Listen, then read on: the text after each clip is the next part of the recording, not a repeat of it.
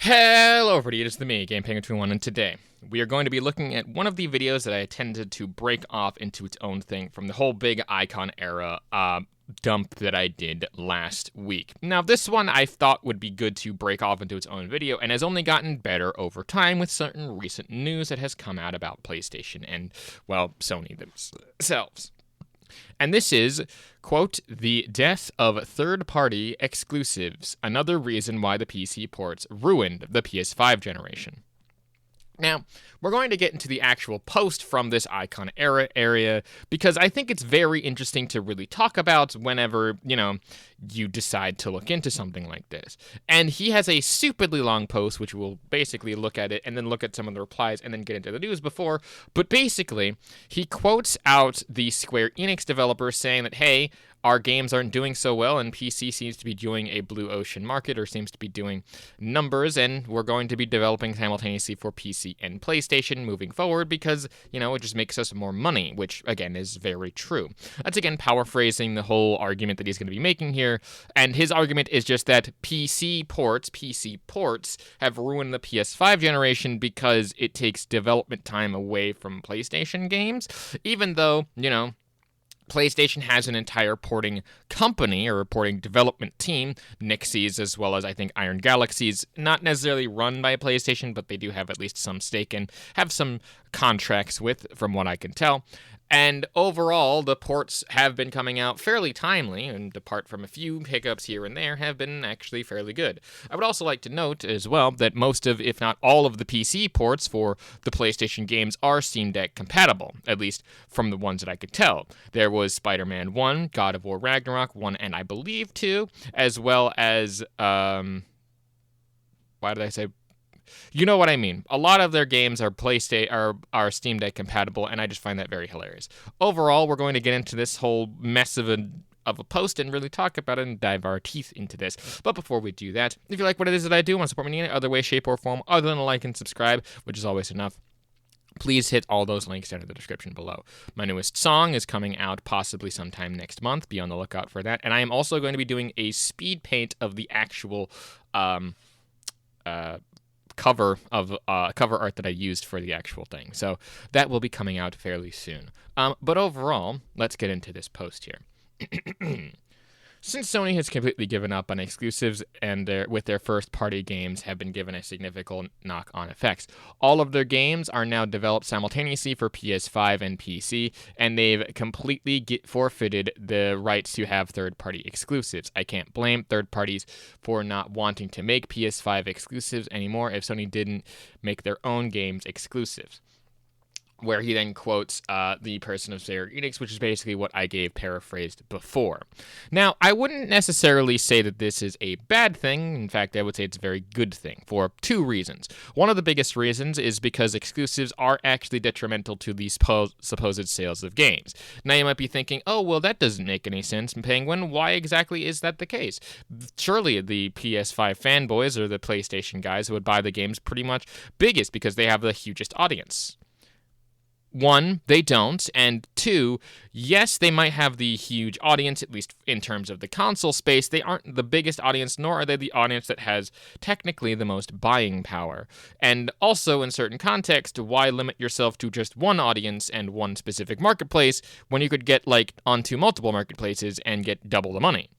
That's like saying we have a line of power tools, or we have a specific line of drinks or something like that, but it's only exclusive to these specific locations, thereby limiting your influence of the amount of people that you can actually reach out to in terms of, actually getting the games and stuff to be profitable. This has also been mirrored in the effect by not only just Square Enix, but also several of the other third-party exclusive contracts and stuff, even by people who have worked with Sony in the past. For example, I think... What was it? The people who worked on Demon's Souls recently came out and said that Sony was kind of being a dick to them as well.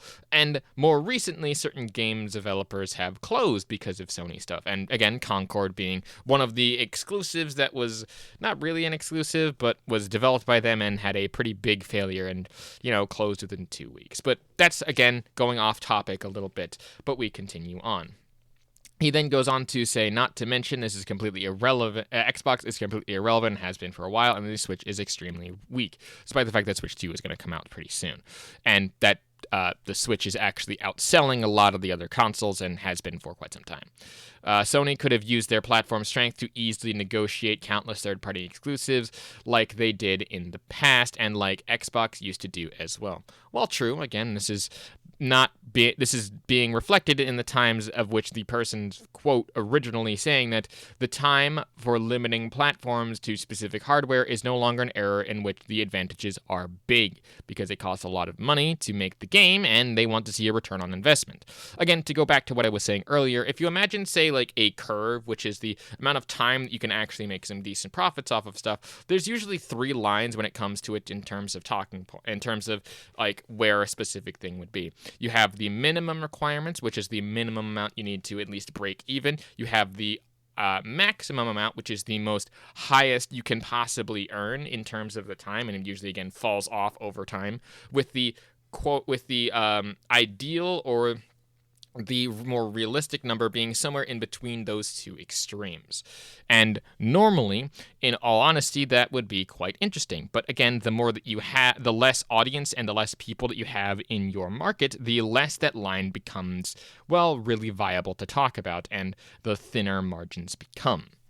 Again, this is basically going into saying how being developed for PC and Xbox is basically saying that they now can port Windows to PC to Xbox, and the third-party things added to PC and by extension Xbox, which is, again, not true because you can develop for PC and not develop for Xbox. Just look at basically a lot of indie games. And our games are going to now take significantly longer, and the quality has diminished. But that's also not excluding the fact that a lot of their games that have been exclusive to the PlayStation have also failed in several different regards. If you remember Spider-Man 2, specifically, that game was buggy on its actual launch. And, a lot of PlayStation fanboys continued to denounce the fact that, it quote-unquote wasn't, despite the fact that it was missing fairly a lot of problems and had several different game-breaking bugs, and it was only exclusive to the PlayStation. It was not made public to, say, the PC until much, much later. So, quite interesting. Blah-de, blah-de, blah. Nintendo's leadership isn't dumb, weak, and short-sighted like Sony's. That's why I said Sony needs to be very careful. The Switch 2 and Switch 3 can do their undoing. They're not playing the long game. While I agree in some way, shape, or form, I don't think that this entirely fits here. But moving on to this, saying these are some of the games that would already be out by now if PlayStation 5 had true exclusives.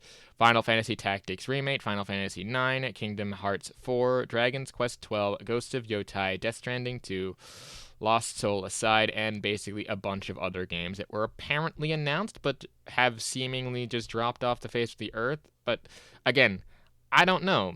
These are all whataboutisms, and you have no proof that any of these games have or are in development. Even with Ghost of Yotai and, say, Death Stranding 2 saying they would already be out, aren't they being specifically made for PlayStation and therefore would have been mostly done? And, if they have already been done, they probably could have just finished the game and then got the port over to Nixies to expedite the process. I don't know. Seems pretty good to me. Now, he then says that there are probably more games that I'm missing, but there is just one reason why I'm pro-exclusivity. It's not about gatekeeping games from other gamers. It kind of is if you care about that this much. It's about getting more games at a faster rate as well as higher quality products. Exclusivity is objectively good for gamers and the gaming industry. When, again, a CEO of a gaming company, and as well as several other CEOs of several other gaming companies and development processes, including a former CEO of Sony themselves, said, no, exclusivity has been pretty detrimental in the current era as we are currently experiencing what is known as a market shift. A shift in player perspective, a shift in the market itself to people wanting to play more games with more people, and people wanting games to be available to more people because that's what the general market wants. Exclusives matter. Just take a look at third-party power back when Sony had true strength. I find it interesting how he continues to say third-party power, despite the fact that, again, Sony didn't have any hand in development and would just write checks to it, and has been known in the past to, handle things poorly as well. Now, these first two comments of the actual full-on rant that this guy seemingly went on basically talks about this person called Tefillo and how he is an alt, saying, read the post before dropping hate comments, and that's a compliment. He's a smart man. I don't know who this person is or who they are, and this person's basically saying, don't derail the thread. This is a serious conversation about video games. But we're going to read through a couple of comments here in the back half of this video and then present the news to kind of cap off this quite interesting debate that we have going on here. Same thing as there's someone named Kulialala says, Sony needs to do more, but I wouldn't doom over first-party stuff. The only issue with PC ports and not enough first-party games, we can only hope to expand properly from now on, and yes, they should spend more on third-party, but they will outspend Nintendo on that front. Oh boy. How do I break this down peacefully and in a manner that makes sense here? No, PC ports and not enough first-party games are not necessarily the problem, as PlayStation has tried to do a lot of first-party stuff. To say that the only issue is PC ports and not enough first-party games, that's a Sony problem. And saying that they should spend more money on third-party games to be exclusive to their platform. You know what other game or what other studio or whatever stuff tried to do the same thing and is also concurrently failing and losing a lot of fucking money? Epic Games. Now, I know that that's comparing apples to oranges, as Epic Games is more of a development studio and still does have the Fortnite launcher and things like that. But again, on a more microcosm scale, they're trying to go up against, say, Steam in that context, and again, it's not a one-to-one comparison, but Steam already has a pretty handily big market share of the PC gaming market, and that's to say that some people are like, oh, well, they have a monopoly. Not really, and they are very open to someone trying to dethrone them. I think that if they did have a very steady rival, that they would actually be on very good terms with that steady rival, which they kind of had. I mean, again, even Amazon said, hey, we tried to spend $120 bajillion on this, trying to dethrone Steam, and failed. Like, there's a reason why people choose the market that they choose, and there's a reason why people choose the way that they do. It's the way the market kind of works. Next up here from another Sony person saying, not surprised when Sony are checking their games. When Sony are chucking their games onto PC, you can't expect the third party to ignore it. I mean, you can, but also due to the fact that there are certain third-party developers that just are very delusional in that context. Again, Team Kill Media immediately strings to mind here. But again, when it wasn't the former CEO and again Square Enix guy says, yeah, we fucked up. We basically need to make more money, and being exclusive is not in the era of which we currently are because things are so interconnected now. But this person comes up here and says, think about how much more power the PlayStation brand would have now if games like Horizon, Last of Us, Ghosts, and God of War, etc. were still 100% exclusive to the PlayStation system. Compare the paltry amount of money they'd have made on PC ports besides Helldivers. There's no way it's worth it.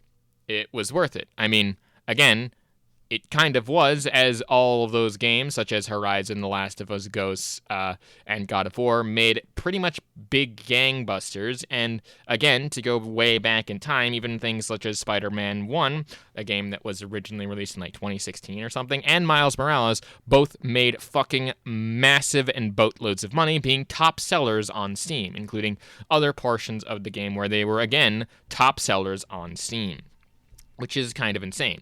As well as the fact that, again, Helldivers themselves, essentially, because, they have to ignore the one thing that really made them a fuck ton of money.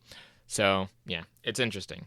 Next up here, this person says 100% facts. Square Enix brought up Sony putting their games on PC as a reason why the AAA game is going to be on more platforms. Yep, that one above.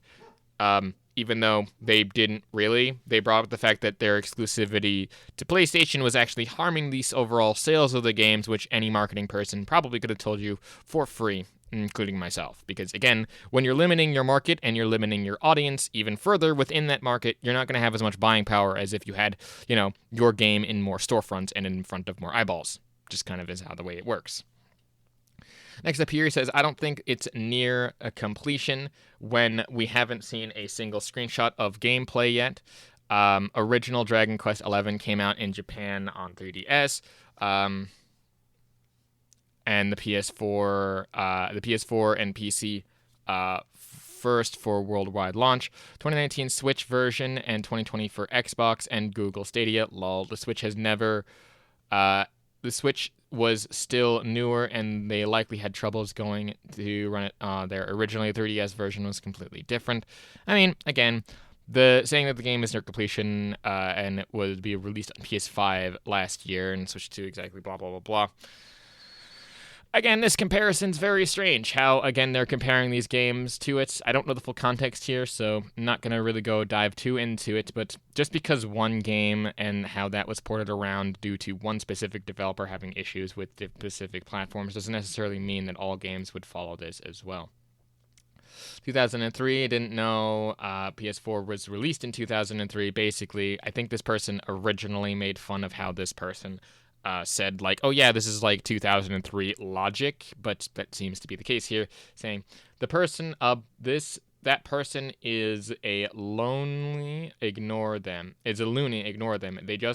They always bring up the past as if exclusives are not part of the the entertainment industry in general. For specific cases, yes, but for gaming, that seems to be changing. That's business 101. Every company strives to have exclusives to make their product or services more appealing to consumers. It's not fucking rocket science. I think that they do it more so they can get 100% of the profitability rather than actually, realizing that if they did it for everything and they produced it for a bunch of different platforms that they could then, get more money to it. It works for things such as movies, TV shows, and other stuff because there are specific contracts involved, and those are different forms of media, whereas gaming itself is a slightly different form of media that actually has its own set of rules.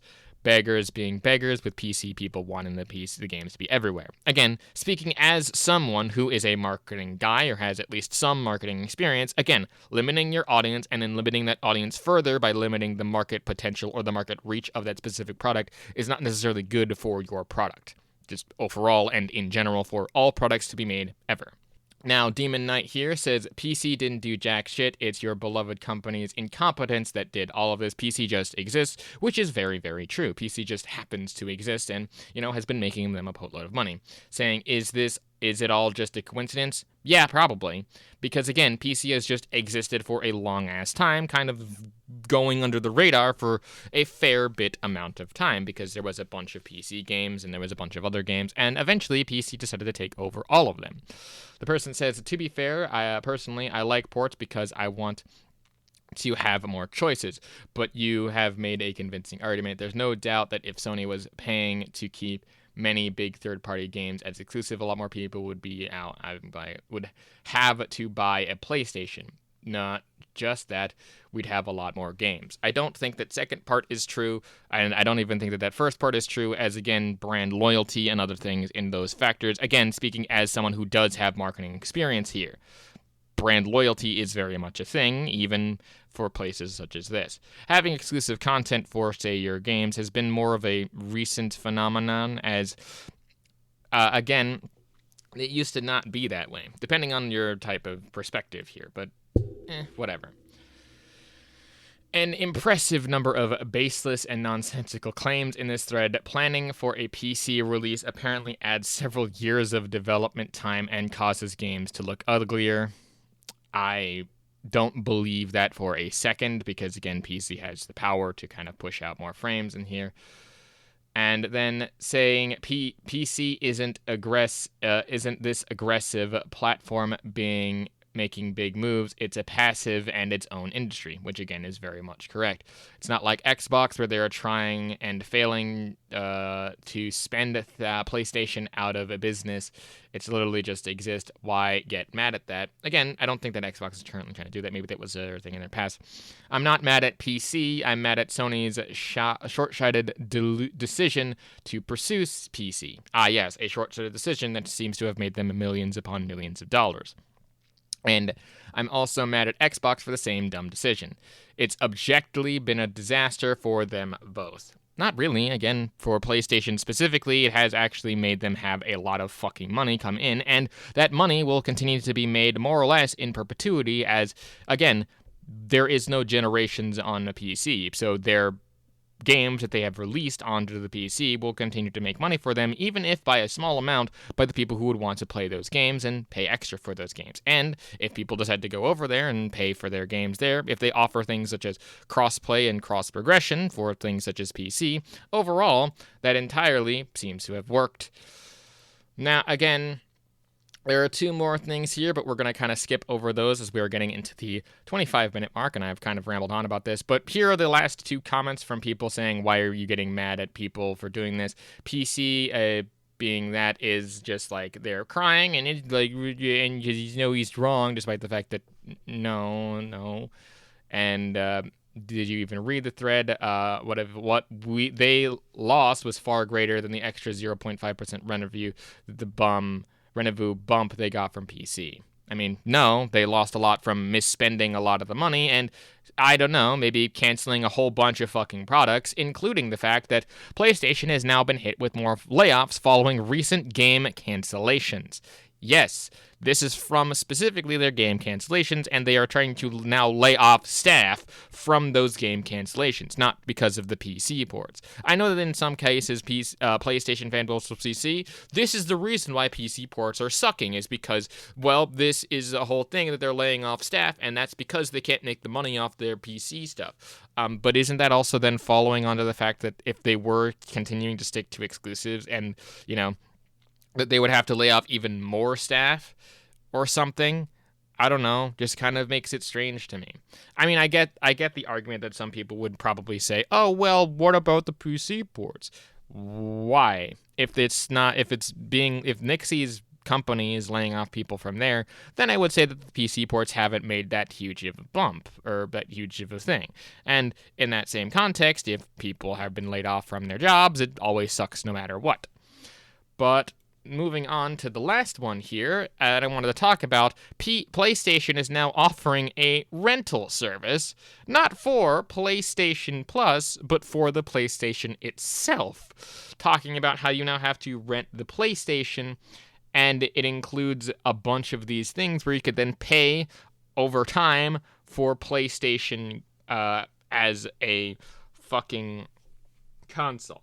So, if you find that renting games is a bad thing, and that you have to rent them out for things such as Game Pass, or you don't like PS Plus, this is far fucking worse, because you're now renting the entire console, and you now own it and you now don't even own the fucking console. You are renting it.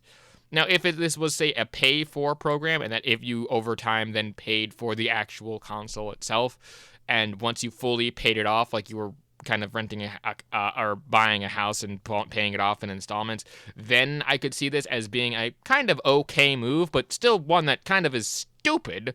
But at the same time, they have to resort to this, yet they are still being the market leader, and this will probably be praised by a bunch of PlayStation guys, being like, oh yeah, people get to play more PlayStation now. This is worse. This is bad. This is fucking dumb. Like, at least for something like layaway, or when you go to, like, a thing to buy the console but purchase it in installments, you get to eventually keep it. But this looks like it's just a rental service for just the PlayStation itself. And that's not even guarding the fact that $10.99 per month might not even cover paying for PlayStation Plus, which would be required to play online. If that $10.99 is included with PlayStation Plus, then maybe it's kind of worth it. But again, you don't own the fucking console, which is kind of ridiculous. Why? That's all I have to ask is why. This is the company a lot of the PlayStation guys seem to simp for in this context, and I'm glad that I held off on this story for this, because that story right there kind of caps off what I mean when I'm talking about it. I don't really like Sony's business practices, and I will probably never buy a PlayStation. Not because the company is bad, but they just make bad decisions. Overall, it's not what people are thinking, and there's a lot more complexities here. Even the stuff that I have said here in this context might not even be entirely true. But that's the point of this channel, is to take a look at very salty PlayStation fanboy tweets and just kind of talk about them. Overall, I think that'll about do it for this episode of I Rant Into This Microphone for a little bit, and probably should drink some more gamer subs to be able to actually, stay awake for some of these. If you like what it is that I do, want to support me in any other way, shape, or form other than like and subscribe, which is always enough, please hit everything down below. I'm looking to hit 1.5k subscribers by the end of this year. Please and thank you. My next single, this time, a single song that I'm going to be releasing called Higher, called Take Me Higher or something like that, I forget the specific name, will have a speed paint of the actual album art being released sometime next month when the actual song drops on the Bandcamp, also linked down in the description below. But that'll about do it for me today. Thank you again so much for watching. My name is GameParing21, and a peace.